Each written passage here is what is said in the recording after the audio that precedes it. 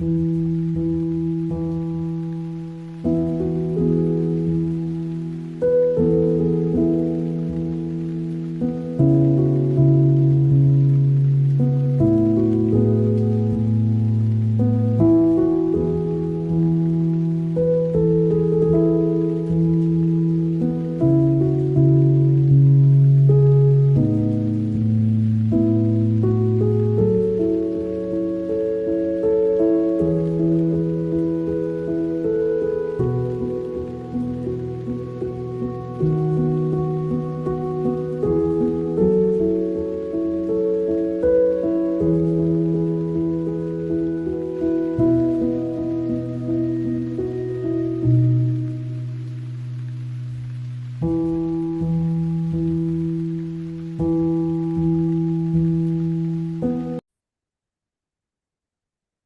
उसको स्ट्रेंथन करने के लिए, उसको रीइंफोर्स करने के लिए हम क्या करते हैं, जो हमारी डिजायर नेचर है, जो दुर्योधन है, वी यूज दैट, राइट। और उसको जो हमने, हमारी द्रोण क्या है, हमारी पुरानी हैबिट्स हैं। So our desire nature goes back to the habit and says कि देखो कुछ तो चेंज हो रहा है। जब हम, ये कब हो रहा है, जब हम सोच रहे हैं कि भाई, अगर आप एक स्पिरिचुअल पॉइंट ऑफ व्यू से भूल जाओ, जब एक व्यक्ति बहुत परेशान होता है लाइफ में, जब बहुत कुछ उसको अप्स एंड डाउन्स हो रहे हैं, तो वो एक क्षण भर के लिए सोचते हैं ना कि क्या है ये जीवन, कि let me see something new in life, let me explore the true meaning.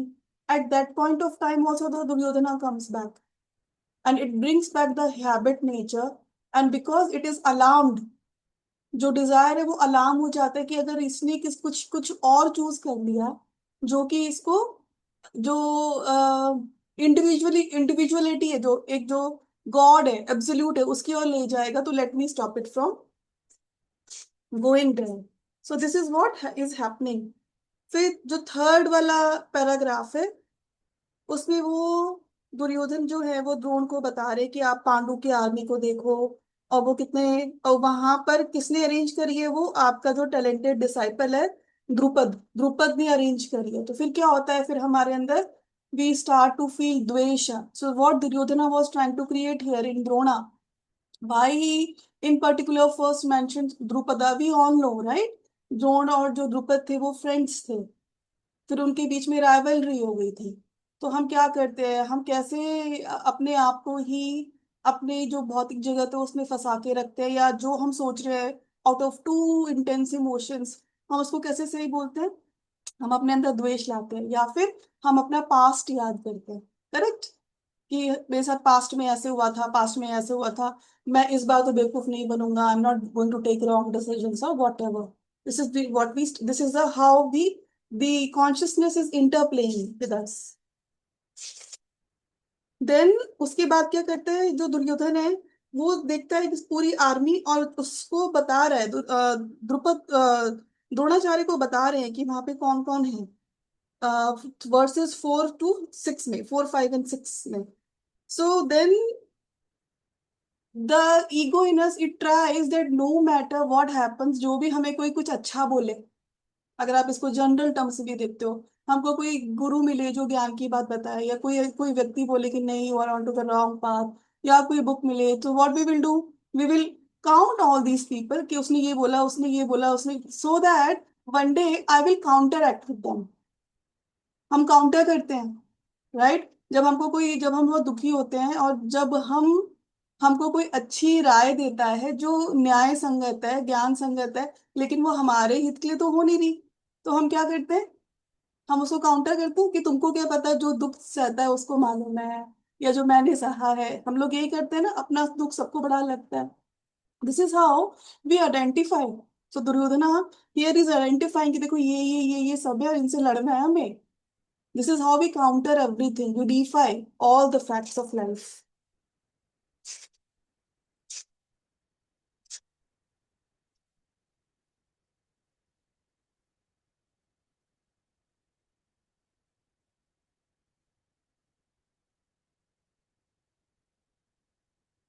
Then comes the verse 7। फिर वो अपने जो सेना है उसके बारे में बता रहे हैं Duryodhan. The generals of my army who are prominent amongst ourselves, these I speak about now for thy information. Then verse 8 में वो बोलते हैं कौन कौन है मेरी टीम में, वो ये बता रहे हैं द्रोण है, भीष्म है, कर्ण है, कृपा है। Then this is what we do, जो हमारे पोजेशंस होते हैं, till the time we are in the ignorance, what are the possessions we have, the logic that we have, the database that we have, the old vikar and vrittis that we have, हमारे पास वही हमारा identity होती है, right. So here in the verse 8 Duryodhan is counting कि मैं, आप देखना है ऐसे, जब आप ध्यान भी करोगे तो ध्यान में भी आपके पास 10 रीजन आएंगे कि मैं ध्यान क्यों ना करूं, राइट। कि अभी तो कोई मेहमान आ रहे हैं और बच्चों के एग्जाम है या whatever, you will find some और the other reasons and you will keep the meditation at the last pedestal, priority से खत्म हो जाती है मेडिटेशन, राइट। क्यों? क्योंकि हमारे जो पुराने विकार, ये हमने क्या पढ़ा था, जितने भी हमने पढ़े हैं, काम क्रोध लोभ मोह मद मत्सर, जितने भी दुर्योधन की टीम है वो हमारे अंदर के विकार ही तो है।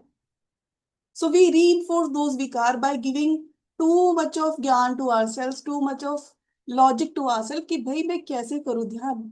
और अगर आप ध्यान करने बैठ भी जाते हो तो फिर क्या होता है, फिर जो आपका मन है वो, क्योंकि आपने मन को दिन भर तो संभाला नहीं था, राइट। यू वन इनटू द्वेष कि भाई इससे मिले तो उसका नेगेटिव अपने पास रख लो, इससे मिले तो उसका नेगेटिव अपने पास रख लो। So when you are sitting in the meditation, then you are, if there is nothing to fight, you are fighting your own self, right, in the meditation also। then if you feel like someday आपको पढ़ना चाहिए, कभी कभी एक एक उठा लो कि मेरे अंदर क्या क्या है।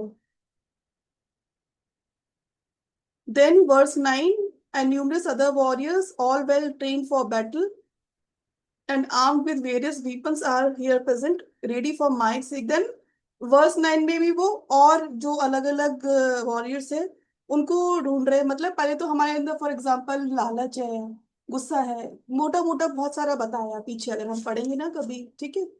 उसके बाद जो सबसे जो खतरनाक जो हमारे दुश्मन होते हैं वो हमारे षड्रिपु होते हैं, राइट। क्यों? क्योंकि जैसे आपको मैंने पहले ही बताया था, षड्रिपु के कारण हमारे प्रारब्ध कर्म आते हैं। जितना आप अपने षड्रिपुओं में रहोगे उतने आप अपने प्रारब्ध को इग्नाइट करते हो। तो प्राप्त तो षड्रिपु क्या है, काम क्रोध लोभ मोह मद मत्सर है, ठीक है ना। तो वो उनको भी देख रहा है कि कुछ भी हो जाए कि मेरे अंदर काम क्रोध लोभ मोह मद मत्सर ये तो रहना चाहिए, क्योंकि जब तक ये है तब तक I will not be able to come out of the ego consciousness.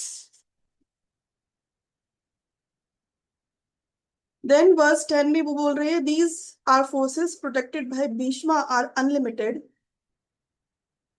हाँ तो देखो, अब वो कैसे मना रहे हैं अपने आप को कि जो भीष्म, जो मेरी आर्मी है, जो भीष्म से संचालित है, वो तो it may be insufficient, unlimited है बट इनसफिशिएंट है।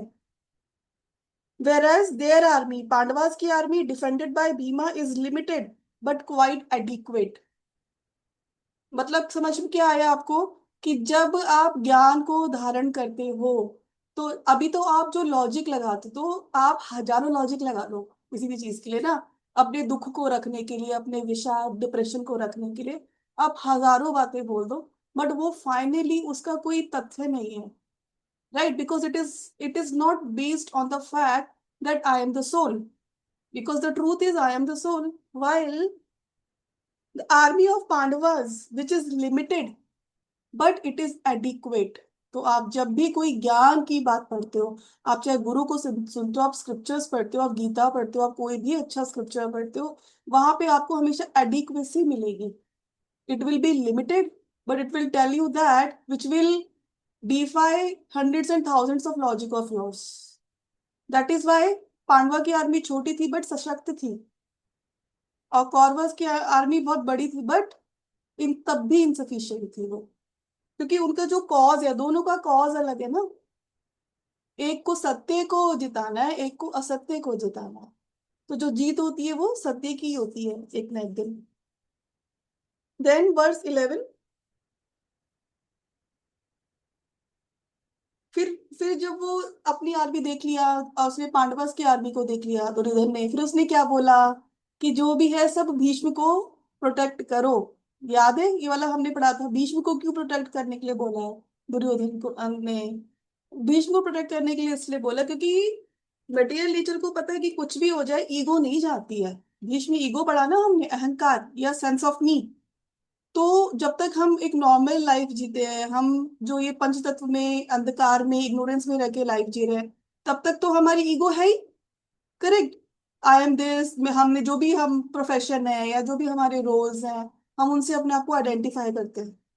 लेकिन जब हमारे अंदर से हमने सोचा कि चलो अब मैं ज्ञान के रास्ते पे चलती हूँ, मैं अपने आप को इन चीजों से निकालती हूँ, आई will not identify with these things of mind, right. I am not identifying with my anger, with the jealousy which I had, with the fear which I had. I'm also deleting that from my database. But then ego plays a role by saying, see, I am now, I have become good now. I am a peaceful person now. I don't get angry now. So this I remains, right? फिर इस I के बारे में गुरुजी ने शायद इसी वाले में बताया था कि then how do you identify intuition से, right? There is one thing, one faculty called intuition within us. So there will always remain two eyes in us till the time we don't reach to samadhi, right? एक आई वो है जो changing word है उससे connected है। Correct. हम क्यों बोलते हैं कि जो ये जीवन है क्षणभंगुर है और ये बदलता रहता है। फिर हमने वो भी देखी, अगर आप इस्कॉन टेम्पल में जाओ तो आपने वो साइकिल्स देखिए, छोटा बच्चा है पूरा साइकिल से दिखाया हुआ है ना। छोटा बच्चा है, बड़ा हो रहा है, यूथफुल हो रहा है, अधेड़ हो रहा है, फिर बूढ़ा हो रहा है, फिर वो लाश बन रहा है, मर रहा है, and then the same cycle is going. Who is that I which is identifying with that cycle of change? It is that I which is still ignorant of who am I. Understood? And then there is one more I that is also within me. That I is the soul. If we realize that, if we get in touch with that, then we will disassociate it ourselves with the changing world. Because in actuality, there is nothing which is changing. Everything is constant. ये आभास है। हमने क्या पढ़ा था? भीष्म का आभास चेतना है। भीष्म का नाम आभास चेतना। आभास मतलब जिसका इल्यूजन होता है, वो होता नहीं है, राइट। सो जब हम उस ईगो स्टेट में पहुंचेंगे, उसके लिए गुरुजी सेठ की जैसे आत्मा है, आत्मा के सामने एक आईना लगा है, उस आईना में you see the reflection of soul, that is intuition, right. Through the intuition we try to know what who am I, but one day when that aina is not needed, that intuition is not needed, and you go to the samadhi, then that I will, you will feel, you will explore that I who is always constant, which is undying. So this nature knows it, जो ये प्रकृति बनी है उसको पता है कि अगर जो भी कोई ह्यूमन बीइंग है वो उस ओर चला गया तो जो ये वाला सूडो आई है वो खो जाएगा। That is why our ego, our desires, our वृत्तियां बिकम एंश्योर कि कहीं ना कहीं तो हम आई में फंसे रहे। ठीक है, तो आप अपने आप से प्रश्न करा करो कि आप कहाँ पे ये बोलते हो, देखो मैं नहीं होती तो ऐसा नहीं होता, मैंने ये किया है तो वैसे हुआ है, राइट।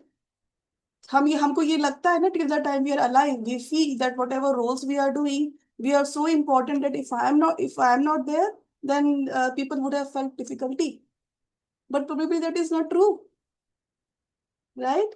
सो उस स्टेट में कभी कभी खुद को क्वेश्चन करना चाहिए कि मैं कहाँ पे आई में फंस रही हूँ। सो Duryodhan is trying to protect the Bhishma through the varied armies.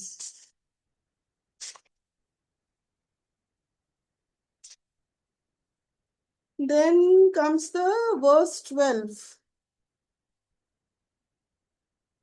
हाँ, ये बहुत इंपॉर्टेंट था। फिर हमने बोला कि यहाँ पे फिर जो भीष्म होते हैं वो अपना शंख नाद करते हैं, उसके अंदर हर्ष लाने के लिए, दुर्योधन के अंदर हर्ष लाने के लिए। he blew his conch shell with a resounding lion's roar. तो क्या होता है फिर उसके बाद जब हम अपने आप को बदलने चलते हैं, या हम एक नॉर्मल ह्यूमन में, अगर हम स्पिरिचुअलिटी का एस कुछ भी नहीं जानते, ठीक है, एक आम इंसान भक्ति की ओर भी जा रहा है कि मुझे ईश्वर की पूजा करनी है, मुझे शांति चाहिए, तो क्या होता है, भीष्म जो होते हैं वो शंखनाद कर देते हैं, मतलब कि हमारे अंदर इतना ज्यादा जिटरीनेस ला देंगे, इतनी ज्यादा एक्साइटमेंट ले आएंगे, एंजाइटी ले आएंगे, that we will not be able to reach way we are trying to go, right. तो क्या भीष्म क्या करते हैं, वो शंखनाद कर देते हैं। हमारी ईगो हमको अलर्ट कर देती है, no no no, if you go there you will lose what you have.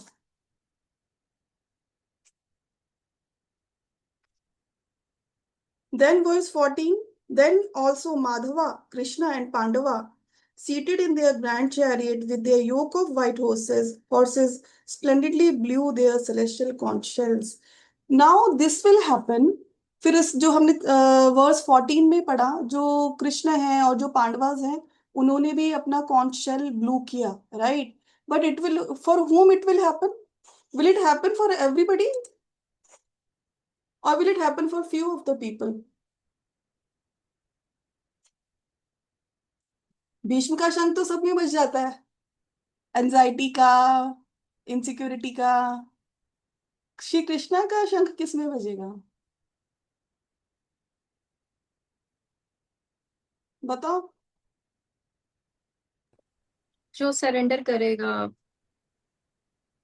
जो वॉरियर बनेगा, नेहा, है जो ना? वॉरियर बनेगा। क्योंकि जो वॉरियर करेगा वही तो लड़ने के लिए तैयार है कि मैं भी शंखनाद कर रहा हूँ, right?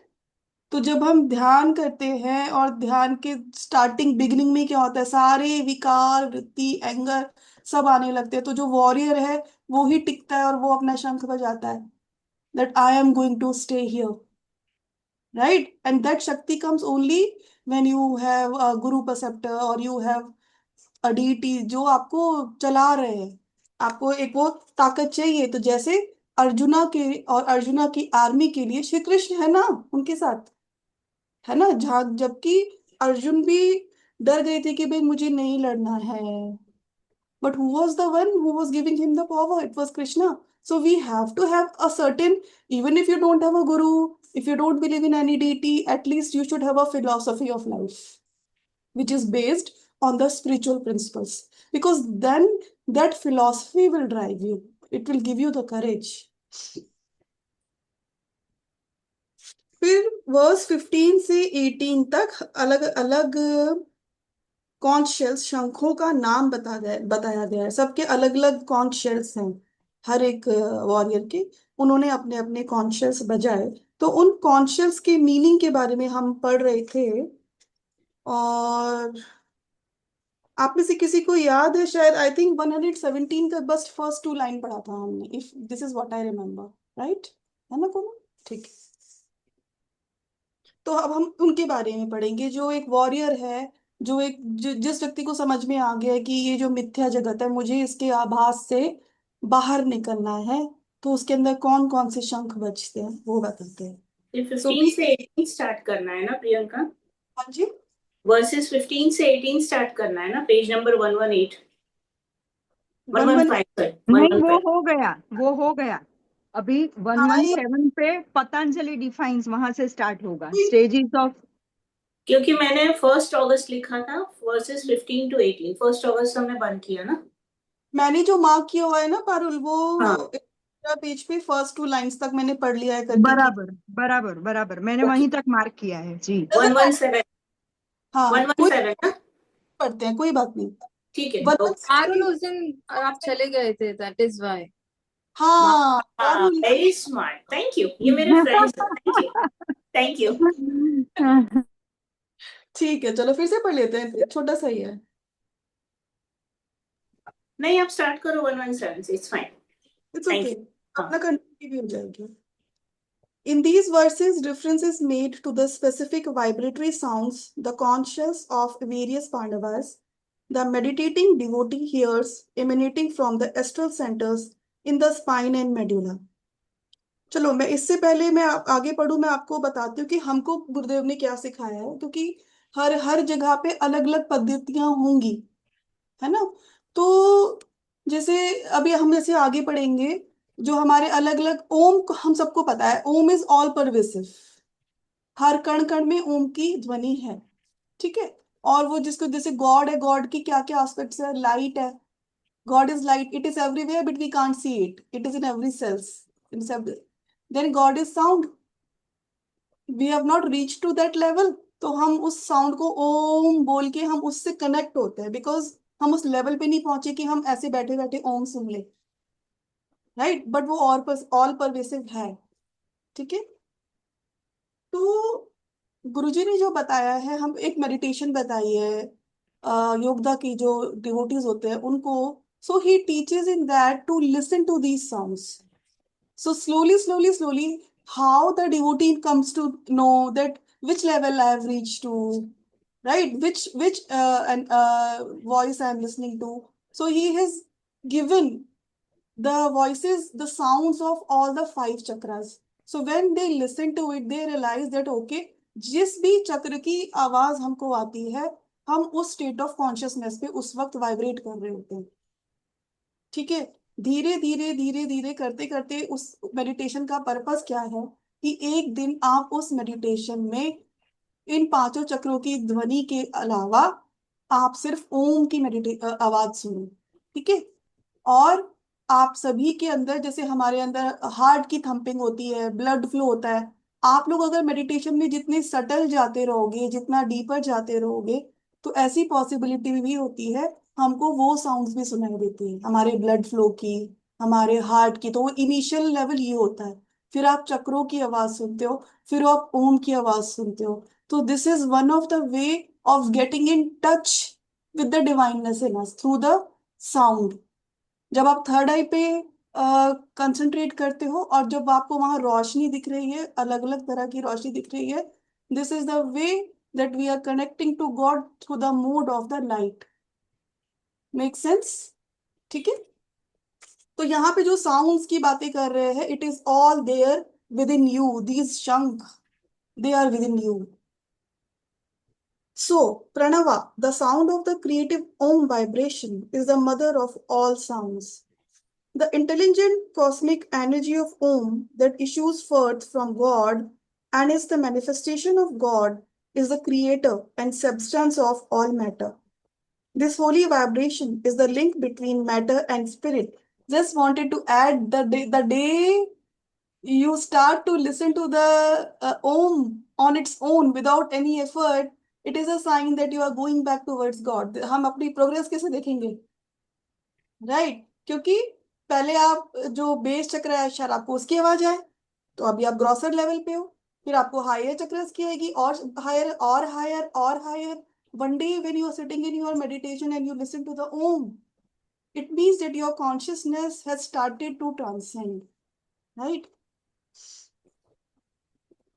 Meditation on Om is the way to realize the true spirit essence of all creation.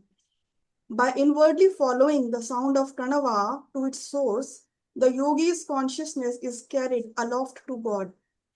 In the microcosmic universe of the body of man, the Om vibration works through the vital activities in the astral spinal centers of life with their creative vibratory elements, tattvas of earth, water, fire, air, and ether. Through these, man's body is created, enlivened, and sustained. These vibrations emit characteristic variation of pranava as they operate. The devotee whose consciousness becomes attuned to these inner astral sounds finds himself gradually ascending to higher states of realization. तो हमारी body पंच तत्व से बनी है, हम सबको पता है. उस पंच तत्व का हमने डेफिनेशन क्या दिया कि हर एक चक्र का अलग अलग तत्व है, ये भी हमको समझ में आ गया. आज हम साउंड के लेवल पे और समझ रहे हैं कि जो ओम वाइब्रेशन है, जो ऑल परवेसिव है, हर एक कण कण में व्याप्त है, वो हमारे पंच तत्व के द्वारा हमारे चक्रास में वाइब्रेट करती है. और क्योंकि हर चक्रा अलग तत्व की वाइब्रेशन पे वाइब्रेट कर रहा है, तो जब ये ओम साउंड उससे मिलती है तो वो एक डिफरेंट ध्वनि क्रिएट करती है. समझ में आ गया? First point. ठीक है. लास्ट में गुरुजी ने क्या बोला? उन्होंने बोला the devotee whose consciousness becomes attuned to these inner astral sounds finds himself gradually ascending to higher states of realization.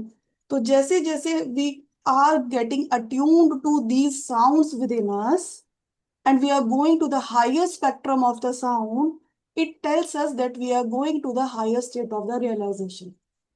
This also makes sense to everybody, right?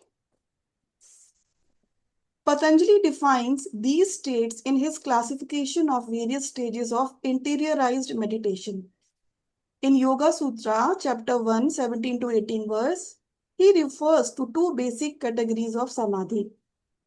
तो गुरुजी कह रहे हैं कि जो ये साउंड्स की जो सुनते हैं हम, and then we ascend to the higher state of realisation, उसको पतंजलि ने डिफरेंट क्लासिफिकेशन दी है.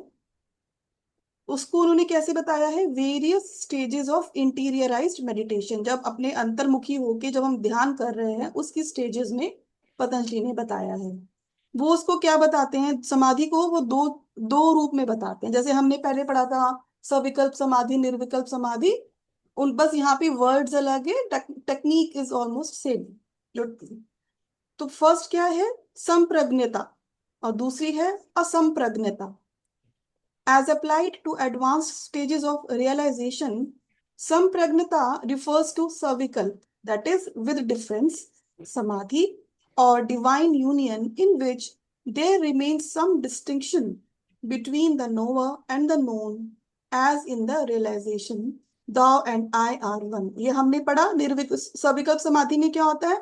जो योगी है वो उस स्टेज में जाता है कि जहाँ पे वो सोल कॉन्शियसनेस को एक्सपीरियंस करता है, बट उसको ये भी पता होता है that I M in connection with the body. वो डुअलिटी खत्म नहीं होती है, बट ईश्वर का साक्षात्कार होता है. तो उस सर्विकल्प समाधि को पतंजलि ने बोला संप्रज्ञता. उसमें हम बोलते हैं मैं और मेरे ईश्वर एक है ना. फिर एक दिन हम बोलेंगे मैं ही ईश्वर हूं. वो दूसरी समाधि, वो निर्विकल्प समाधि हो जाएगी, later stage. In greater or lesser degree, some modifications of nature remain, but in the asampragnita samadhi, all differentiations of nature are resolved into one spirit. The consciousness of thou and I are one becomes I am he, who has become this little form of I and all forms. This is not the egotist's proclamation, I am God, the brass crown of megalomania, but rather the full realization of the absolute truth. God is the only reality. Thus, asampragnita in its absolute definition is nirvikalpa, without difference samadhi, the highest yoga or union manifested by fully liberated masters or those on the threshold of soul freedom. However, when used to define the preliminary stages of realization rather than its advanced states of fulfillment, then sampragnata and asampragnata are relative terms used to distinguish initial supersensory experiences in meditation, that is sampragnata, from true samadhi or union with the object of meditation, asampragnata. तो मतलब गुरुजी कह रहे हैं कि आप अगर first paragraph पढ़े, उसमें क्या लिखा है?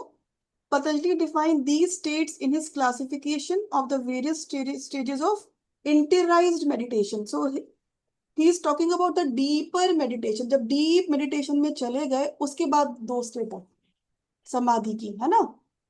बट अब सेकेंड पैराग्राफ में गुरुजी कह रहे हैं कि अगर हम इन दो स्टेजेस को थोड़ा सा सुपरफिशियल लेवल पे डिफाइन करें, not the deeper level of meditation पे,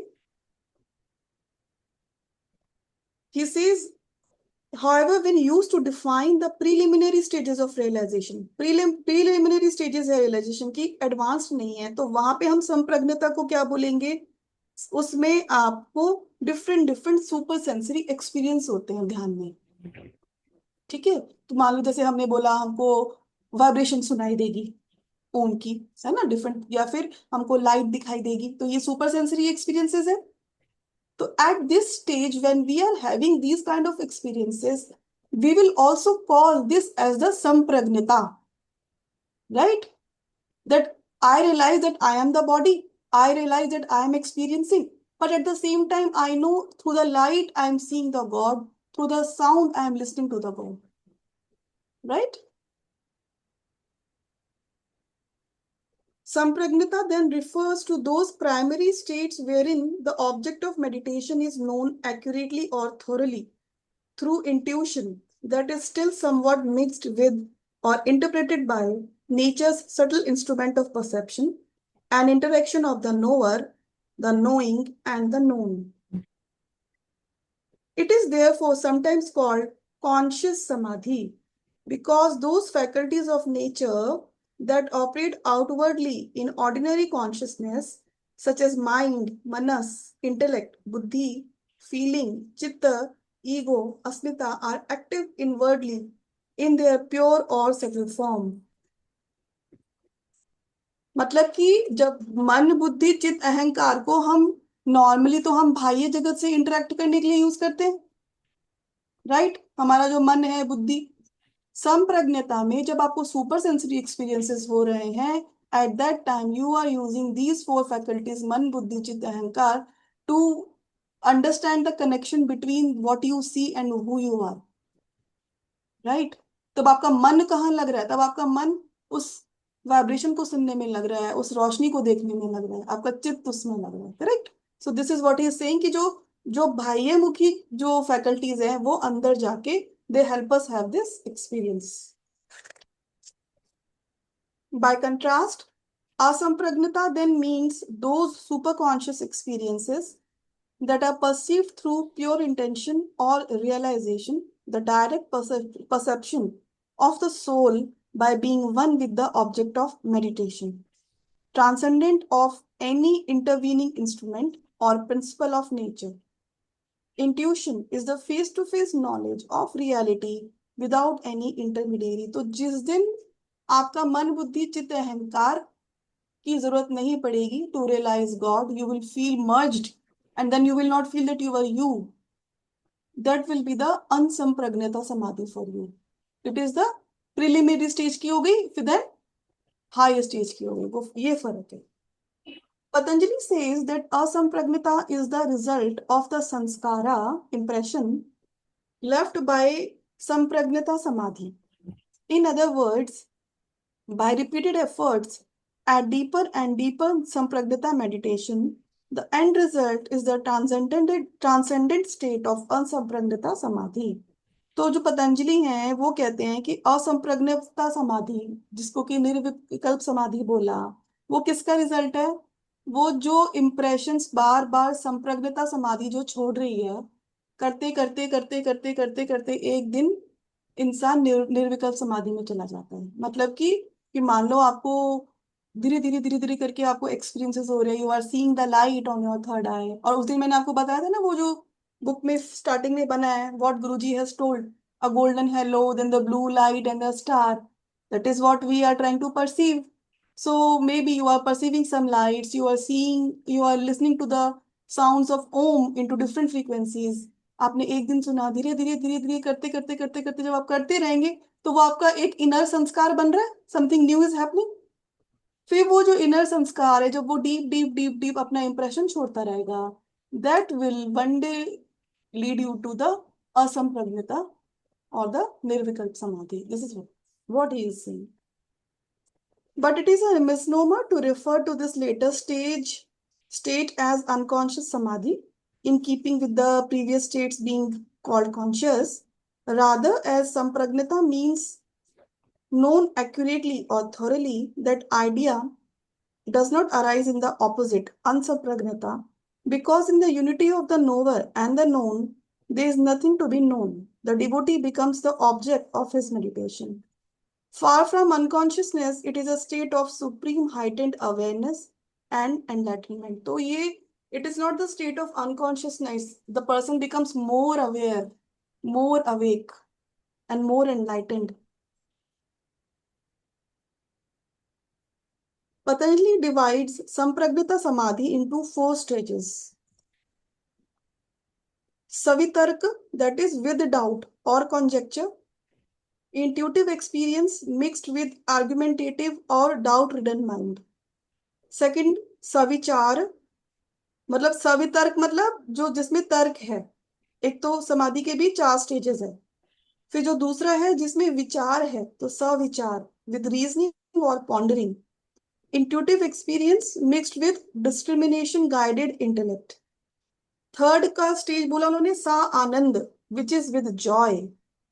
Interiorized intuitive experience interpreted by chitta or joy permeated feeling, and sasmita with I-ness or individuality, intuitive experience mixed with a pure sense of being. These four states which come after interiorization, that is pratyahara, are the result of deep concentration, that is dharana, or superconscious perception as limited to the body. अब आप लोग में से कौन कितना meditate करता है ये उसके लिए ज्यादा इंपॉर्टेंट है। आप लोग सब ये गुरुजी क्यों बताते हैं? क्योंकि जिससे हमको ये समझ में आता रहे कि हम प्रोग्रेस भी कर रहे हैं कि नहीं। Specially for Janvi, because I know Janvi much better because she is a kriya yogi. But मुझे इतना विश्वास है आप लोग सब ध्यान करते हो। तो ये स्टेजेस से जब आपको ये एक्सपीरियंसेस हो रहे हो तो you will know that you are progressing, otherwise how will you know, right? जो स्पिरिचुअल लाइफ है, depending upon the planetary factors everything, ups and downs तो आते रहेंगे, it's a rocky journey. But it does not mean that whatever effort you are making is wasted, right? मान लो आप आज effort कर रहे हो अपने ध्यान के, आगे के कुछ साल बाद मान लो कोई टफ सिचुएशन आती है लाइफ में और उसमें आप थोड़े से विचलित हो जाते हो, तो हाउ डू यू नो कि मैं इतनी विचलित होती या बहुत ज्यादा विचलित होती? Your experiences of meditation, your sustenance there, your peace there will tell you where you are, right? So these are the stages for a yogi to know. That is why he said कि अगर कभी आपको ऐसा कोई experience होता है जहां पे सवितर्क, मतलब आपको कोई एक्सपीरियंस हो रहा है but you are still doubting it, right? So at least you are reaching on to the state of the sampragnata samadhi. You should be happy about it, right? कभी 1 मिनट के लिए, 2 मिनट के लिए, कुछ सेकंड्स के लिए भी अगर लगता है that I am experiencing something कि यार ये मुझे कुछ आवाज तो आई है, या मुझे रोशनी तो दिखी है, या मुझे बहुत ऐसा लगा कि जैसे जॉय डाउन कर रहा है मेरे ऊपर, या पीस आ रहा है, राइट? तो फिर हम कहेंगे नहीं नहीं ये मेरे मन का खेल है, right? So that is one of the stage of the समाधि, of the initial samadhi which Guruji said, right? That is called savitark with doubt or conjecture. आगे और समझाएंगे उसको डीपर की और कैसे समझेंगे। फिर सविचार, फिर हम उसमें रीजनिंग करते हैं, intuitive experiences mixed with discrimination guided intellect, right? That then धीरे धीरे then if one thing is happening again and again with you in the meditation, then you will give the reason to yourself that maybe then it is right, I'm actually listening to the sound, right? Otherwise हम अपने आप को बेवकूफ सोचेंगे कि नहीं ये मेरे मन का ख्याल है, लेकिन एक चीज बार बार होगी तो you will give reason to yourself, so you are going to the next stage. Then you will start to feel joy. The day you start to feel joy in the meditation, when you are sitting for hours and all of a sudden you feel so much of peace, it means you are going deeper, right? And then the fourth, they say, sasmita with I-ness or individuality, intuitive experience mixed with a pure sense of being. जब होता है ना, कभी आपको होगा वो experience that you will feel that कि I don't exist but I exist everywhere, something that sort of, you can't define that, but then these are joy के बाद sense of being जो आता है, right? अब ये आता कब है? अब ऐसे नहीं कि अब हमको कैसे पता चलेगा कि भाई हम उस स्टेज पे हैं या हमारे मन का खेल है, तो हमको ये समझना है, have I mastered the pratyahara? When I sit in the meditation, do my senses go inwards maybe for 5 minutes, right? अगर वो हो रहा है तो उसके बाद ही धारणा होती है, डीप कंसंट्रेशन होता है, और उस डीप कंसंट्रेशन के बाद ही आप इनमें से कुछ एक्सपीरियंस कर सकते हो, जो ये 4 स्टेजेस बताइए। When these 4 stages of sampragnata have been resolved one by one into the next higher state, the yogi goes beyond them and attains asampragnata samadhi. This comes in deep meditation, dhyana, in which concentration, dharana, is continuous with no flicker of interruption. Then the object of meditation, that is, a particular concept or manifestation of God, is experienced as manifested not only in the body but in the omnipresence. तो इसलिए कहा गया है, जो भी सतगुरु जो होते हैं वो बोलते हैं कि जो भी आपको मेडिटेशन में एक्सपीरियंसेस हो रहे हैं, they are only the milestones to let you know that are you on the right path or not. You don't have to stick to them because you have to keep leaving them, and then because of your, आप एक रास्ते पे रोज रोज रोज रोज रोज रोज जा रहे हो तो वो रास्ता आपको याद हो जाता है ना, हम जब किसी रास्ते पे पहली बार जाते हैं, नए नए रास्ते पे, तो हमको लगता है कि कितना लंबा रास्ता था, या फिर हम एक्साइटेड होते हैं इधर उधर देखने के लिए। फिर जब उस रास्ते पे जाते रहते हैं तो फिर हमारे लिए जब वो नोन हो जाता है, देन रास्ता छोटा भी लगता है, क्योंकि वो मेमोरी में आ गई है कि यहाँ पे ये है, यहाँ पे ये है, यहाँ पे ये है, राइट। और वो हम फिर हमको कोई भी पूछेगा तो हम दिमाग में सोच के बता देंगे, यहाँ से जाओ, यहाँ से जाओ, यहाँ से जाओ, राइट। तो इन द सेम मैनर असंप्रज्ञता, जो भी आपको एक्सपीरियंसेस हो रहे हैं ध्यान के टाइम पे, वो एक रास्ता है टू गो टूवर्ड्स गॉड। उस पे अगर हम फंस गए, राइट, कि मुझे ये सिद्धि हो रही है, ये अनुभूति हो रही है, तो हम वहीं फंस जाएंगे, हम उस रास्ते में ही फंस जाएंगे। लेकिन अगर हम उस रास्ते पे बार बार जाएंगे, फिर हम ध्यान कर रहे हैं, फिर उस रास्ते पे जा रहे हैं, जा रहे हैं, जा रहे हैं, जा रहे हैं, this road will one day take us to the असंप्रज्ञता समाधि, wherein you and the God, or whatever way you perceive God, in the form of sound, in the form of light, you will become one, right?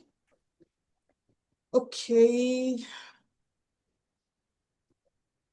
Beyond these states, in the advanced state of realization, sampragnata and asampragnata are understood to mean respectively savikalp and nirvikalp samadhi. I don't know if it is, you find it, मेरा हमारे लिए तो important है, but इसकी ये important अगर इसको समझना चाहते हैं तो समझ लो कि जब डीपर लेवल पे जाते हैं, जब इंटीरियर स्टेट्स बहुत डीप हो जाती है, तो उस स्टेज में हम इसी एक्सपीरियंस को सविकल्प और निर्विकल्प समाधि बोलते हैं। एक बिगिनर के लिए may be 3 years, 4 years, 5 years आप ध्यान कर रहे हो, तो आपको जो एक्सपीरियंसेस होने लगते हैं, उन एक्सपीरियंसेस पे बेस्ड भी हम इसको संप्रज्ञता और असंप्रज्ञता समाधि बोलेंगे। ठीक है, इतना समझ लो फिलहाल के लिए, बाद में लाइफ में कभी जरूरत पड़े तो पढ़ना। Patanjali says that attainment of the highest samadhi is possible by profound devoted meditation on Lord Ishvara, that is, his symbol is Om. The application of all the foregoing of Gita verses 15 to 18 is as follows. The significance of the conches of the 5 sons of Pandu mentioned in the verse 15 and 16 is given first, explained according to the spiritual progression of realization rather than in the sequence in which they are referred to in the verse. ठीक है। सहदेव, अब वो अलग अलग कॉन्स्टेल्स के बारे में बता रहे हैं based upon the different levels of realisations. ठीक है, पहले ये स्टेजेस है फ्रेंड्स, और ऐसे ही होगा, राइट। तो ये क्या नाम है उनका, अपने जो महाराज जी है येलो वाले कि मुझे नाम क्यों नहीं याद आ रहा, प्रेमानंद महाराज जी। प्रेमानंद। तो प्रेमानंद महाराज जी यही बोलते हैं कि जब आपसे कोई पूछता है ना कि बोलो कि भाई गॉड तो कुछ नहीं होता, गॉड को कोई नहीं, सब बेकार की बात है, तो वो बोलते हैं कि तुम मेरे हर एक चीज को समझने का एक प्रोसेस होता है। अगर आप खाना बनाना सीखना चाहते हो तो आप प्रोसेस सीखोगे, ऐसे ही गॉड को जानने का भी एक प्रोसेस है, राइट। तो वो स्टेजेस ऑफ रियलाइजेशन है। तो if you really want to know God, you tell them that there is a process to know God, there is a whole manual to know God, and that is Gita, right. अब गीता में हम क्या पढ़ रहे हैं, हम यही तो पढ़ रहे हैं कि जब आप ध्यान करोगे तो गुरुजी ने बिल्कुल एक बिगिनर से लेके जो वो जो पूरा होगा अहम ब्रह्मस्मि वाला जो एक्सपीरियंस है, he is telling the minutest of details that this is what you are going to experience. So tell those people, read it, experiment with it. If you are experiencing it, it means you are moving on to the stages of realization. That is for all of us जो भी deep meditation करते हैं, कि ये सब पढ़ के हमको समझ में आना चाहिए कि हम कहाँ पहुंचे। ऐसे ही जो गुरुदेव यहाँ बता रहे हैं, जो कॉन्शियस बता रहे हैं, वो ये बता रहे हैं कि they are based on the level of realisation, मतलब simply put, how much is the depth of your meditation. Depth पे डिपेंड करेगा आपको कौन सी आवाज सुनाई देगी। सो द आवाज will tell you are you going deeper और not, it is as simple, right. तो पहले पढ़ते हैं सहदेव का। Sahadev, with his conch called Mani Pushpaka, that which becomes manifest by its sound, represents the earth element in the coccygeal center, Mooladhara Chakra, in the spine. The devotee, concentrating upon this center, hears the Om, or the cosmic vibration, in a peculiar sign like the drone of a honey-mad bee. तो मधुमक्खी जैसी आवाज आती है इस चक्र की, अगर आप कभी कंसंट्रेट करेंगे, ठीक है। The devotee then wonders doubtfully whether this sound is a bodily vibration or an astral sound. तो हमने जस्ट इस वाली पेज पे, लेफ्ट वाले पेज पे हमने पढ़ा सवितर्क समाधि। समाधि के 4 स्टेजेस पतंजलि जी ने बताई। तो सवितर्क में हम डाउट करते हैं। In the same manner, when you are concentrating on your base chakra and you listen to the sound of the honey bee, initially the sadhak will doubt that is it the real sound from the nature or is it the astral sound, because वो doubt से ही start होता है। This state of concentration is therefore called savitarka samprajna samadhi, the doubt-ridden state of inner absorption. So you are internally absorbed, you are going deep within, but still there is some doubt. This center is the abode of the interiorized meditational mind in its very first stage. So it is very important for you, Janvi, right? हमको हमारा mind इंटीरियराइज्ड हो रहा है कि नहीं। तुमको सबसे, जब तुम टेक्निक कर रहे हो अपनी, तो अगर तुमको ये आवाज आ चुकी है या आ रही है, so that is the first stage. You should know that okay, I'm interiorizing, right? It's a good thing for us to know. Nakula, with his conch named Sughosha, that which sounds clearly and sweetly, represents the water element manifested in the sacral center, Swadhisthana Chakra. The devotee concentrating upon this center is lifted beyond the doubting state of mind to a surer, more discriminating state. He listens to a higher astral sound, which is similar to the beautiful tones of flute.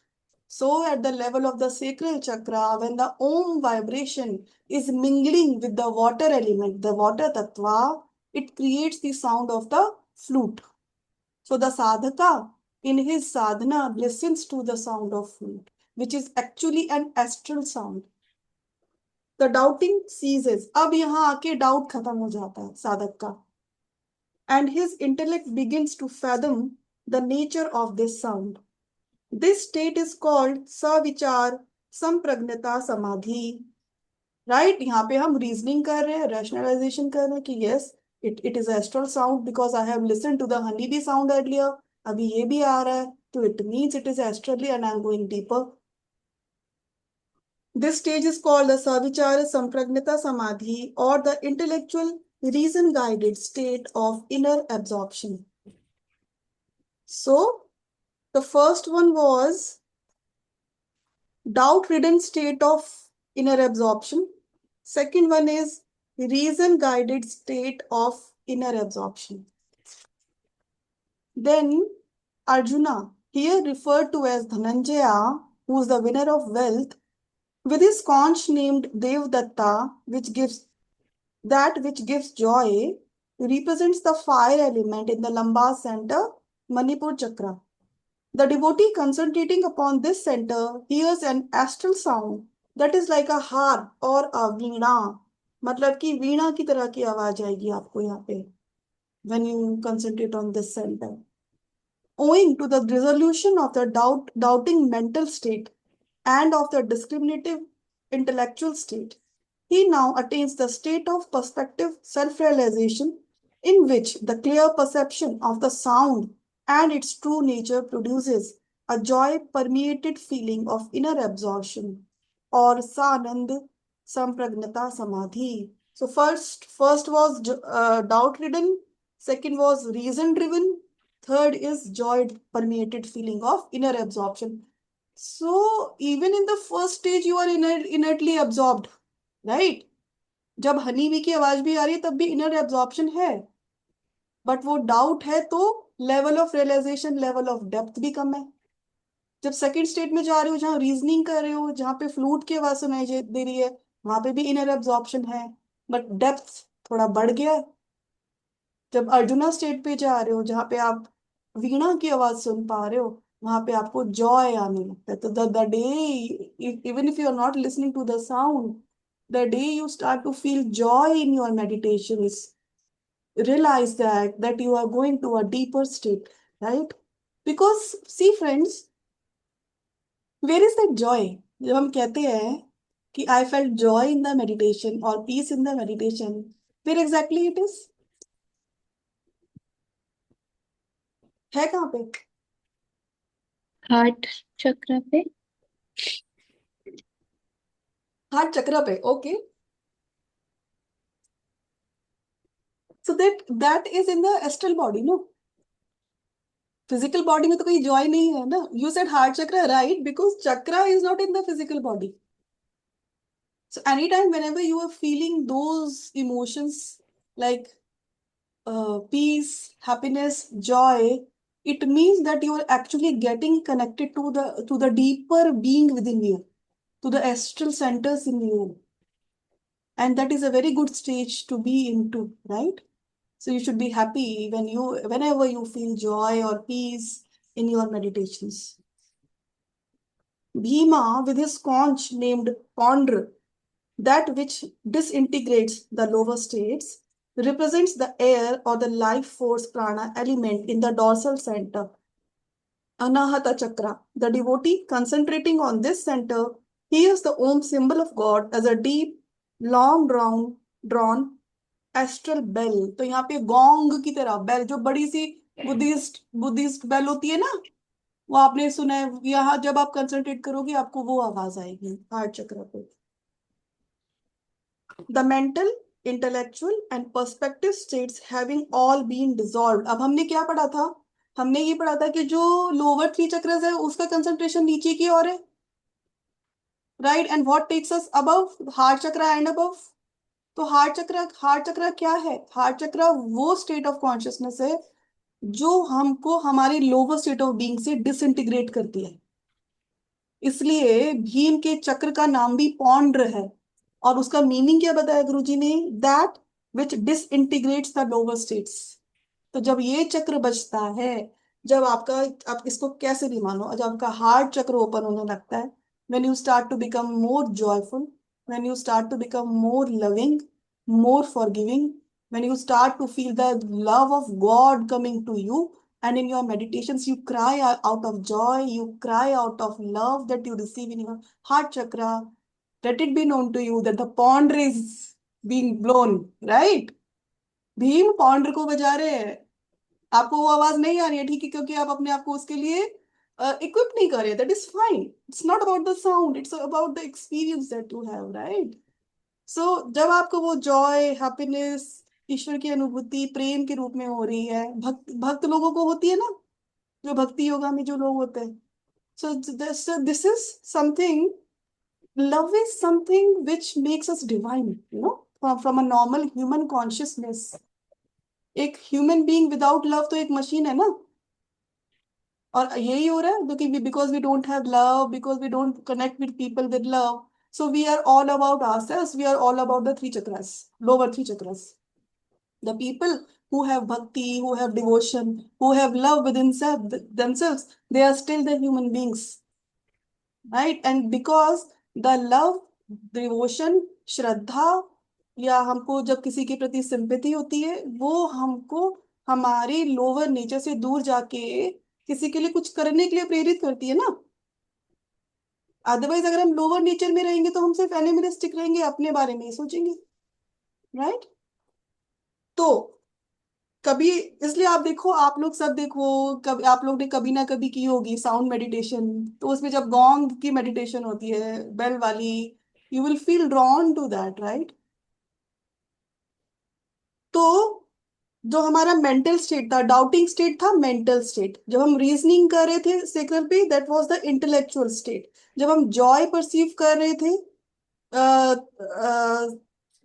Manipur chakra पे, that was the perceptive state, perceive कर रहे थे. तो गुरुजी कह रहे हैं, the mental, intellectual and the perceptive state having all been dissolved, the devotee arrives at an intuitive inner bliss absorption that is mixed with ego consciousness, not as body consciousness, but as a pure sense of individualized being, or I am.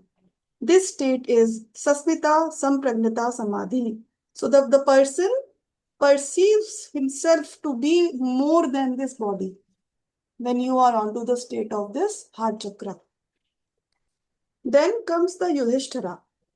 Yudhishthira with his conch named Ananta Vijaya, that which conquers infinity, represents the ether element, that is the Akash element in the cervical center of the spine, that is Vishuddha Chakra.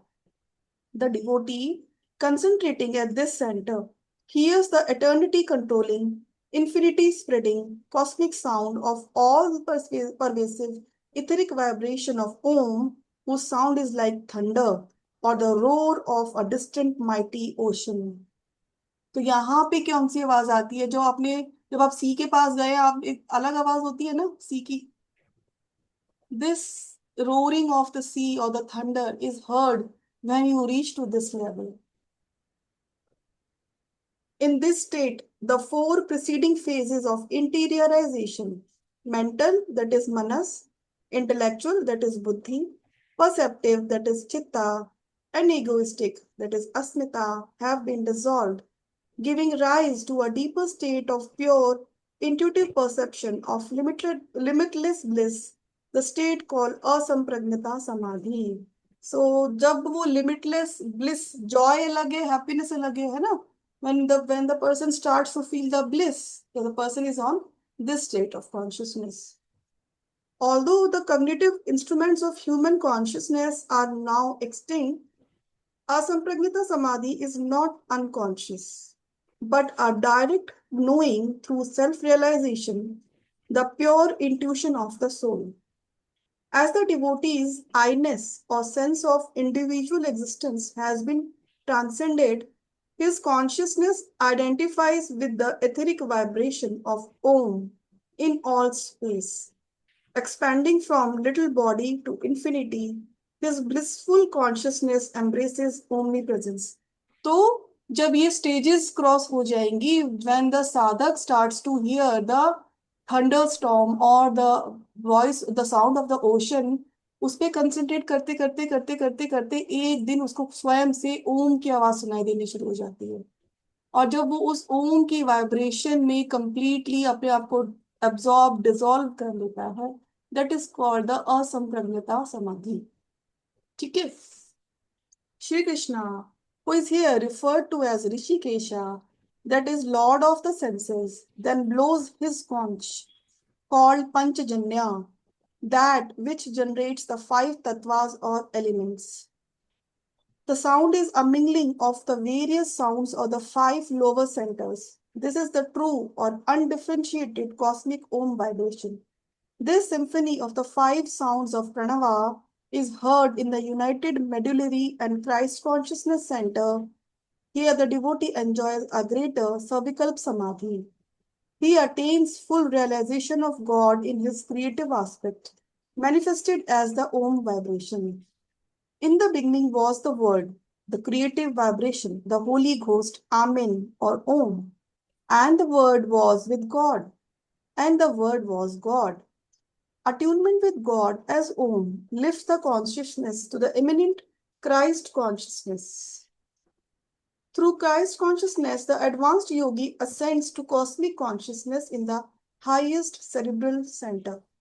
No man cometh unto the Father, cosmic consciousness, but by me, through the Son or the Christ consciousness. These states of the Holy Trinity are symbolized in Hindu scriptures as Om, Tat, Sat, Holy Ghost vibration, Kutastha or Christ consciousness, and God or cosmic consciousness. मतलब कि यहाँ पे आप ओम vibration सुनते हो और उसके beyond जब आप पहुंच जाते हो so through the son you know the God अगर बाइबल में आपने पढ़ा हो जीसस बोलते हैं ना that you if you want to know God you have to know God through me I am the son of God उन्होंने ये बोला ना so here when you go when you hear the om and you are concentrating on the third eye chakra then you are actually connecting with the son of the God or the Christ consciousness or the Krishna consciousness, right? And when you go beyond that on the here, you realize who am I? You connect with the God. When the devotee attains cosmic consciousness in the highest cerebral center, the Sahasrara, and can enter that state at will and remain it as long as he wishes, he will in time be blessed to experience that ecstasy in the supreme और the final undifferentiated state निर्विकल्प समाधि। तो समझ रहे हो friends, आप stages है, जो ये स्टेजेस आप अपनी मेडिटेशन में पढ़ रहे हो कि भाई मेडिटेशन में ये स्टेज आती है, you have to be very much aware that same thing should be happening into your physical life, right. अगर फिजिकल लाइफ में भी वो state of understanding towards self, towards life, towards people अगर नहीं आ रही है, तो आप समझो कि आपका जो प्रोग्रेस है मेडिटेशन में वो भी उतना ही है, राइट। क्योंकि it is like you are not to people, no. आप ये नहीं कह सकते कि ये मेरा पर्सनैलिटी सेल्फ है और वो मेरा स्पिरिचुअल सेल्फ है जो ध्यान में है। Personality self and the spiritual self has to merge together because this duality has to go away one day। कि हमने क्लास में पढ़ लिया और मैं इम्प्लीमेंट तो कर नहीं रही हूँ, तो कोई फायदा नहीं, it is a waste of time. Implement करने की कोशिश कर रही हूँ, साथ में ध्यान भी कर रही हूँ, तो वो ध्यान आपको शक्ति देगा इम्प्लीमेंट करने की, करेक्ट। तो इसको, अगर आप इन स्टेजेस पे कभी लाइफ में पहुंचना चाहते हो, तो आपको अपनी फिजिकल लाइफ में, अपनी सोच में, अपने एक्शंस में, अपने पुराने संस्कारों में, सब में बदलाव लाने की बहुत जरूरत है। इसलिए गुरुजी ने पहले विकार बताया है, राइट। हमने कितने सारे कौरवास के बारे में बताया है ना, क्योंकि वो फिजिकल वर्ल्ड से रिलेटेड है, वो हमारी बाह्य मैनिफेस्टेशंस है, राइट। और वो मैनिफेस्टेशंस अगर खत्म नहीं हुई तो इंटरनल हमें फिर रियलाइजेशन होंगी। It's like that. When the yogi's union with God is experienced in these elevated states, wherein the consciousness has been lifted to the centers in the medulla. Just a moment. Give me a minute.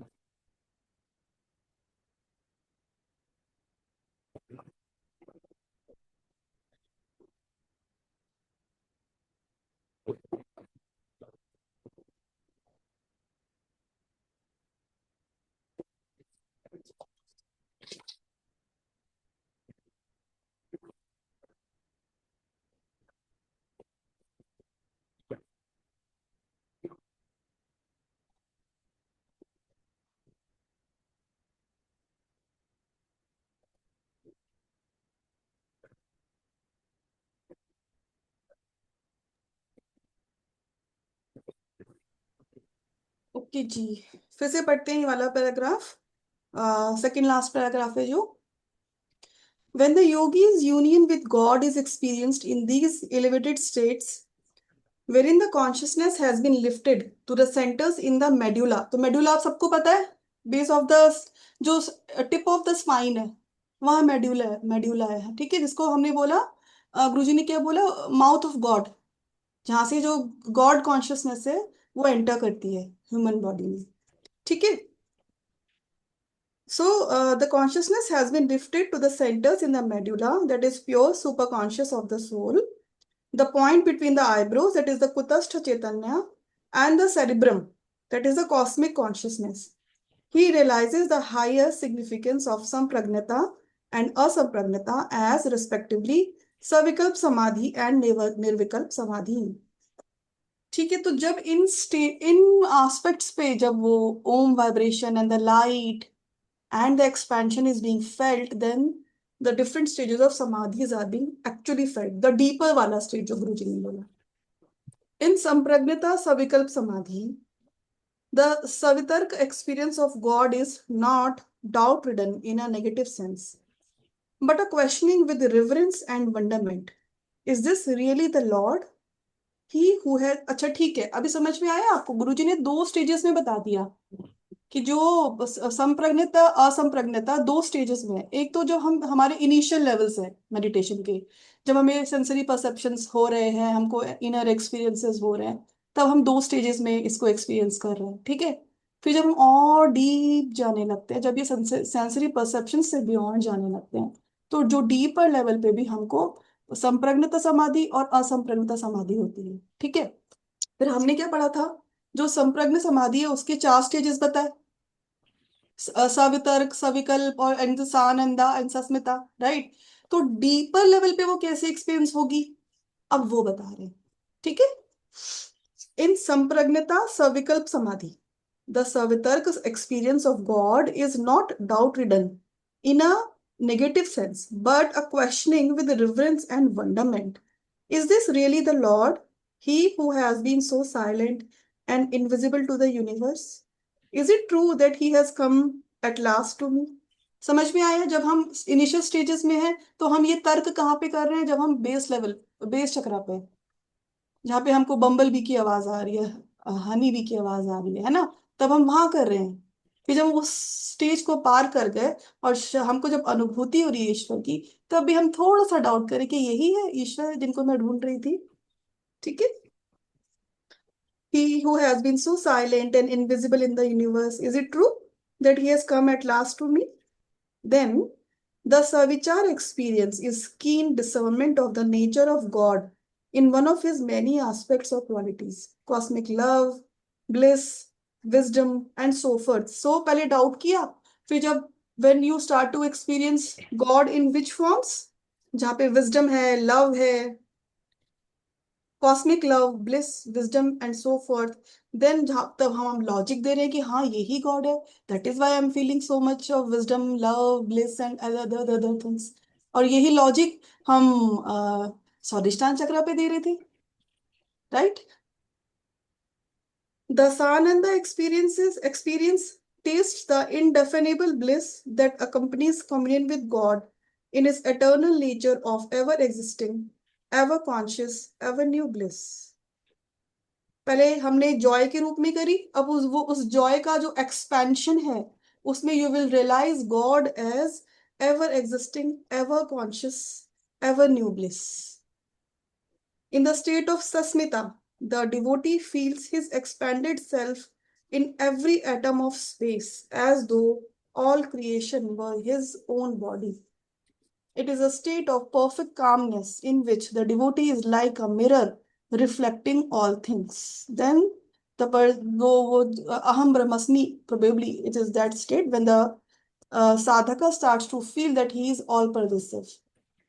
When the devotee becomes anchored in cosmic consciousness and retains his state of God perception and omnipresence even when he returns to body consciousness and material activities, he has then attained asampragnata nirvikalp samadhi.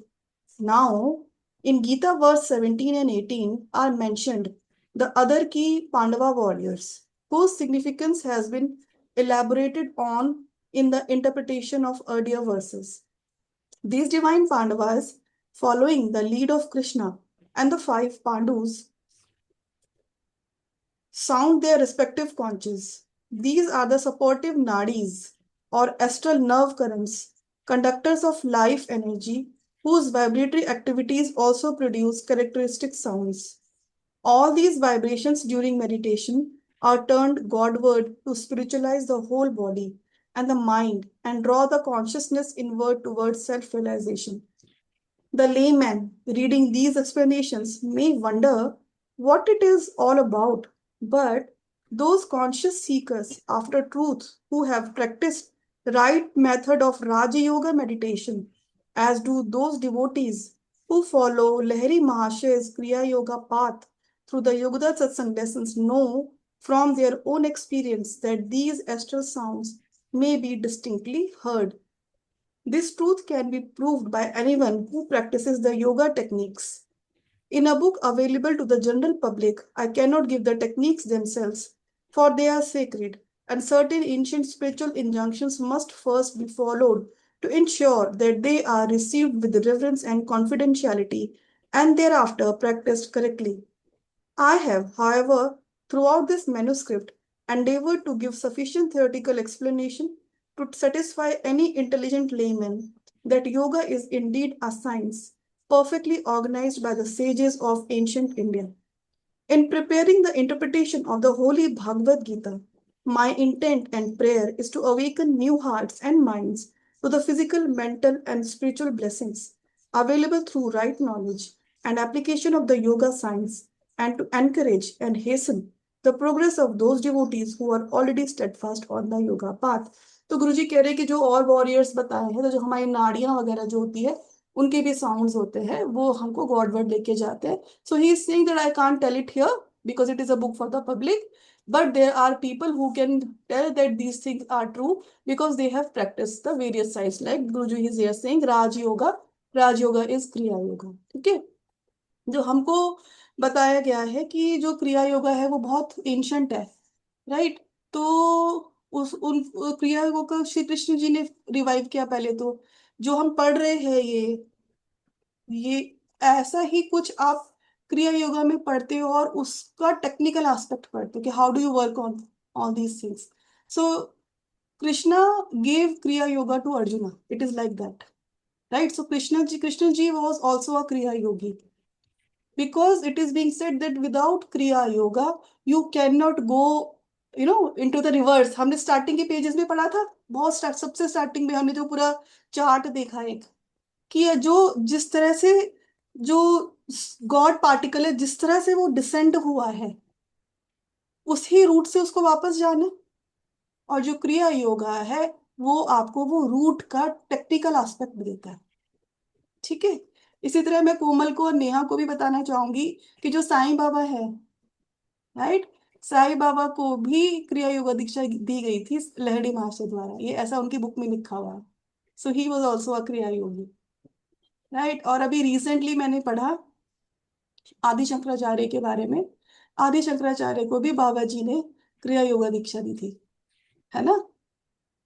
तो ultimately क्रिया yoga is the path which we all are connected probably because of that. Maybe आरती जी है ना, right, परमानंद से योगानंद से connect है, बाबा जी से connect है, तो सब के सब का वो ही है.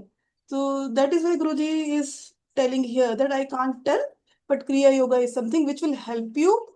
जो वो साउंड्स की बात कर रहे हैं, जो वो आवाजों की बात कर रहे हैं, जो वो experiences, he is saying everything is possible. Okay. An illustration may help to explain the deep subject in these. अच्छा, Jesus Christ was also a क्रिया योगी, है ना. तो ये हमको पता होना चाहिए, हमारे देश की वो है ये धरोहर. An illustration may help to explain the deep subject in these present Gita verses. A primitive tribesman who has had no contact with modern civilization and who sees a talking motion picture for the first time might easily believe the motions to be those of living men and women. One way to convince him that the talking picture is nothing but a play of film and electric vibration is to take him near the screen and there let him touch the shadowy images to discover their deceptive nature. Another way to educate him that the talking pictures are a play of lights and shadow is to show him the film and movie equipment and how the torrent of electric light emanating from the opening in the operating booth is carrying within its beam the power to project on a screen a series of realistic forms. To a materialist, the whole world, its complications of solids, liquids, fire, gases, and so forth, seems to be composed of real material substances. That is the way I perceive it. Therefore, it must be fact. But the advanced yogi, whose self realization has penetrated to the inner source of external matter, is able to say, this world, this cosmos, are only shadows of life thrown on the screen of space and reflected in our conscious and subconscious mental chambers. तो जो परमहंस योगानंद है वो हमेशा यही बोलते हैं, उनकी books में, उनके लेक्चर्स में ये लिखा होता है कि I see this life as a movie. जैसे मूवी के में जो रोल्स है वो रोल चल रहे हैं, and it is only the projection of the light particles and the electrons and all which is on the screen, and that is why you are able to see it. But if I tell you, you will not believe it, no? Guruji says. So that is why Guruji gave us that technique कि you follow this, you practice this, whatever I see, the way from which angle, from which attitude I see, you will also see that. तो उसका example कैसे बताया गुरुजी ने कि हम कैसे अभी कैसे कि अगर कोई प्रिमिटिव ट्राइब्समैन है जिसने कभी कोई मॉडर्न दुनिया नहीं देखी, उसको अगर हम अचानक से एक दिन स्क्रीन पे मूवी चलते हुए दिखा दे, तो वो तो ये सोचेगा ना कि ये असली के लोग हैं, जिंदा है ना? तो बट उसको हम कैसे बताएंगे कि नहीं ये असली नहीं है, ये मूवी है? तो दो तरीके, या तो हम उसको स्क्रीन के पास लेके जाएंगे, हम उसको बोलेंगे देख, टच करके देख, राइट, कुछ नहीं है, ये सिर्फ तस्वीरें है, तस्वीरें चल रही है. दूसरा तरीका क्या हो सकता है? दूसरा तरीका ये हो सकता है कि जहाँ प्रोजेक्टर है वहां लेके जा सकते हैं उसको, वो beams of light and electrons and all, we can show that this is only the projection of the light on the screen, and it is not truth. So Guruji कह रहे हैं, for a material man this word is so true, the way it is for a tribesman who sees a movie picture for the first time. But for me, it is not. I only see it as a movie, right? So ये difference पता करने के लिए we have to work upon ourselves so that we come out of that illusion and the delusion of the cosmos of Maya. Just as the etheric flood of light going out of the movie booth is seen to be like a transparent searchlight free from any inherent pictures, yet images mysteriously appear on the screen. So God, from his booth in the center of eternity, is emanating a spherical bundle of rays, invisible searchlights, which, passing through the film of delusions, interacting principles of nature, produce within their core on the screen of space an endless variety of apparently real pictures. But the images are shadowy illusions. The only reality is God and his individualized consciousness in the forms that behold and interact in the play of cosmic delusion. तो गुरुजी कह रहे हैं कि मेरे लिए ये सिर्फ पूरा जगत ये एक मूवी है, और उस मूवी का जो प्रोजेक्टर है वो गॉड के पास है, सेंटर में बैठ के वो सिर्फ रेज ऑफ लाइट को प्रोजेक्ट कर रहे हैं, और वो इल्यूजन डिल्यूजन से इंटरमिंगल होके ये लाइफ क्रिएट कर रही है. And that is why in reality it does not exist. The yogi, peering with closed eyes into the dark invisibility within, finally finds these 6 subtle astral booths: the coccygeal, sacral, lumbar, dorsal, cervical, and the combined medullary and the Christ centers, situated in the spinal column and at the base of the brain and the point between the eyebrows. He sees that the true to life picture of his body is produced by an earth current in the coccyx, a water vibration in the sacral, a fire vibration in the lumbar, an air vibration in the dorsal, an ether vibration in the cervical, and a consciousness and life force vibration in the medulla and the crest frontal. Wow, so beautifully Guruji is saying. So Guruji कह रहे हैं अच्छा, गुरुजी से अच्छा कोई समझा भी नहीं सकता है इतना बढ़िया इतना बारीकी से. अभी मैं कुछ दिन पहले ये गीता से रिलेटेड एक स्वामी जी का छोटा सा टॉक था, वो सुन रही थी. तो जब ये आई थी बुक बहुत पहले, तो एक किसी जिस जिस व्यक्ति ने इसका रिव्यू लिखा था, तो उसने लिखा था कि इट इज योगानंदा, मतलब इस लैंग्वेज को, जो he has written the Gita in Yogananda language.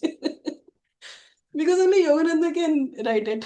It is total him only. Naturally, it is written by him, so it is him only. But उनके जो lessons आप पढ़ो या उनकी autobiography पढ़ो, the language is the same, but this is more intense. Very, very. Yes, yes. You can connect what he is this thing. मैं तो आप Christ consciousness की बात कर रहे थे तो मैं सोच रही थी, मैंने कहा युक्तेश्वर महाराज का क्या, अब तो विजन वर्ड यूज भी नहीं करना चाहिए बिकॉज दिस इज ऑल महाअवतार बाबा का खेल, कि उन्होंने किस तरह से योगानंद जी को ट्रेन किया और कैसे ईस्ट से वेस्ट भेजा, कैसे क्राइस्ट कॉन्शियसनेस और होली ट्रिनिटी को हमारे सच्चिदानंद से कनेक्ट किया एंड सबको एक कर दिया. Yes. सेम मैं भी यही सोच रही थी कि जब हम आजादी के लिए लड़ रहे थे तो गुरुजी इन सालों के लिए लड़ रहे थे कि इतना आगे का वो देख पा रहे थे कि कैसे चीजें अब तक मतलब ठीक रखनी है. बिल्कुल. अभी रिसेंटली मैंने जो सुना तो ही वॉज अवतार, आरती जी.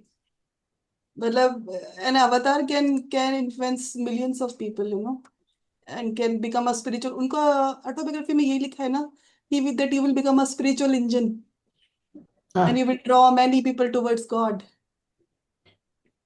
Right. But how we played around, how Mahavtar Baba and Yukteswar Maharaj played around the way the whole thing was, उनकी पूरी जीवनी को जब पढ़ो तो ये भी किया, वो भी किया, ये भी किया, वो भी किया, सब कुछ कर कर आके फिर वहां पहुंचाया और कितनी छोटी उम्र में चले भी गए. हाँ, कुछ क्योंकि तो तो ऑलरेडी प्लान था ना. है. हाँ, ये लोग तो एस्ट्रल वर्ल्ड से प्लान करके आते हैं that how you what you have to do. वो जो एम्यूलेट है या जो गुरु का मिलना है वो तो सिर्फ माइलस्टोन्स हैं to just recall that what I have to do.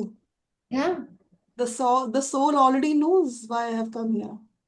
But फिर मतलब एट आई थिंक ये जो ऑटोबायोग्राफी ऑफ योगी इन्होंने लिखनी शुरू करी उसके बाद में ये वाली गॉड टॉक्स विद अर्जुन लिखी होगी और उसके बाद में ही वो लेसन्स वगैरह सब करे होंगे. सो जो सोर्स है वो तो सब जगह बात तो एक ही है. हाँ, बिल्कुल. लेसन्स तो गुरुजी ने बहुत पहले स्टार्ट कर दिए थे. Later on he wrote autobiography and then these books and all. Lessons तो बहुत पहले, क्योंकि this was one of the way for him to interact with the public over there. But lesson में जो लैंग्वेज और जो कंटेंट है वो ये बुक में बहुत नजर आ रहा है गॉड टॉक्स. हाँ, बिल्कुल. अभी आप ये बुक पढ़ो और लेसन्स पढ़ तो लगेगा लेसन्स में वही सब कुछ है जो गीता में. मुझे ऐसा लग रहा है कि गॉड टॉक्स में लेसन्स में जो है वो यहाँ पे है, ऐसा लगता है. सेम थिंग, क्योंकि जैसे मैं गीता पढ़ रही हूँ ना, अब मैं लेसन पढ़ती हूँ तो मुझे लगता है अरे गीता में गुरुजी ने ये तो बोला. लेसन्स में थोड़ा और एक्सपेंडेड है वही टॉपिक, यहाँ पे थोड़ा सा कंडेंस्ड है ना. बट बहुत कंडेंस मतलब in the context of the Gita it is actually everybody can not read this. नहीं, that is true. Can not read this. समझ ही नहीं आएगी. वो गुरुजी की लैंग्वेज ही ऐसी. वो मैंने बहुत सालों तक नहीं पढ़ी थी ये किताब. मैं कब खरीद ली थी मैं पढ़ती नहीं थी. मैं गुरुजी से कहती थी गुरुजी ये बहुत टफ है ये लैंग्वेज आपकी, मैं नहीं पढ़ रही अभी. मैं सोच भी नहीं सकती थी अगर पारुल ने ये भेजा नहीं होता. और मुझे एक्चुअली में श्रुति ने भेजा था, डॉक्टर श्रुति है हमारे, बहुत अच्छी मेरी. तो जब पारुल ने भेजा God talks with Arjun, it is such a beautiful line. I didn't know it was about the Gita.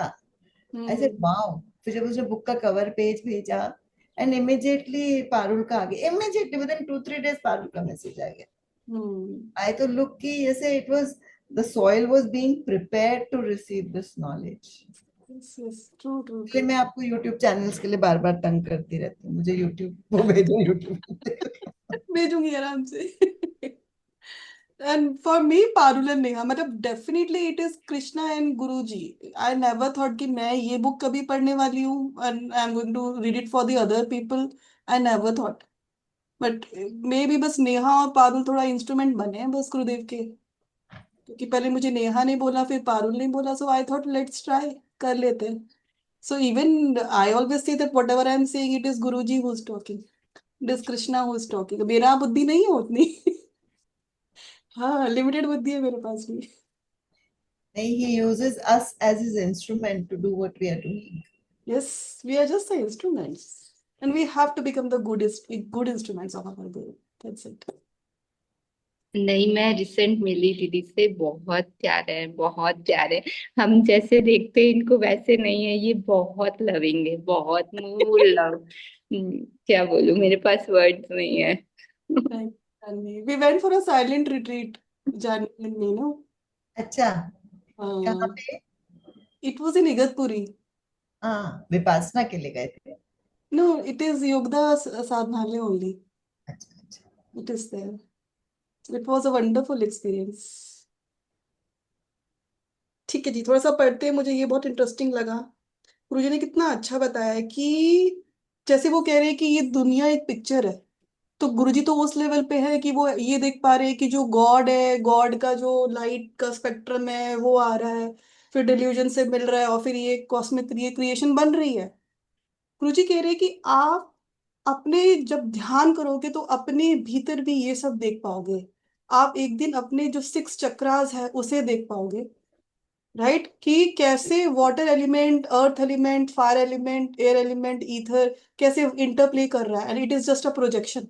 And then he says here कि यहाँ पे कैसे, एंड ही सेड ब्यूटिफुली, वो सिर्फ वाइब्रेशन वाइब्रेशन बोल रहे हैं। सी, he sees that the true to life picture of his body is produced by the earth current in the coccyx, water vibration in the sacral, fire vibration in the lumbar, air vibration in the dorsal, ether vibration in the cervical. So one day the yogi will realize when he goes inside and sees the chakras that these are only the vibration of the various elements, right? And a consciousness and life force vibration, यहाँ पे भी, यहाँ पे और यहाँ पे, consciousness and the life force vibration in the medulla and the Christ center.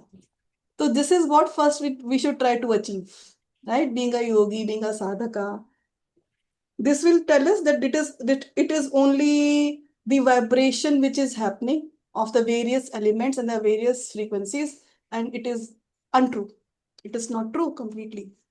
That is why it is being said ना कि भाई जब बॉडी खत्म होती है तो जो पंच तत्व है वो पंच तत्व में मिल गए, और जो आत्मा है जो उसको चला रही है वो चली गई, तो मरता तो कोई भी नहीं है ना। Technically speaking nobody dies, the पंच तत्व of this body goes to the panch tattva and the soul goes to the soul bud. Just as the beam of electric light thrown on a screen makes a peculiar noise at its source, which is caused by electrical vibration, so the astral spine centers emanate different musical sounds as they send out their various pranic life force currents that produce the technicolor picture of the physical body. And it's true to sight, true to touch, true to hearing, true to smell, true to state perceptions. By concentrating on the 6 centers, the meditating devotee hears successively the music of the bumblebee, the flute, the harp, the gong bell, the sea roar, and then the symphony of all the astral sounds. These emanations from the 6 centers are the vibrations of the 5 elements of Tattva in nature, macrocosmically present in the universe and microcosmically operative in the body of man. So that is why yat पिंडे तत् ब्रह्मांडे इसलिए बोलते हैं, वो ही अंदर vibrate कर रहा है और वो ही बाहर वाइब्रेट कर रहा है। The earth life current in the coccyx is the force responsible for the solidifying of the primal life force into atoms of flesh and for producing the sense of smell. As it operates, this center emanates the sound of buzzing bee. तो जो earth element है वो हम सबको पता है, जो भी सॉलिडिफिकेशन है, जो स्थूलता है, राइट, वो किस कारण से आ रही है? अर्थ एलिमेंट के कारण से आ रही है। और what it is solidifying? It is solidifying the atoms of flesh, and it is also related to the sense of smell.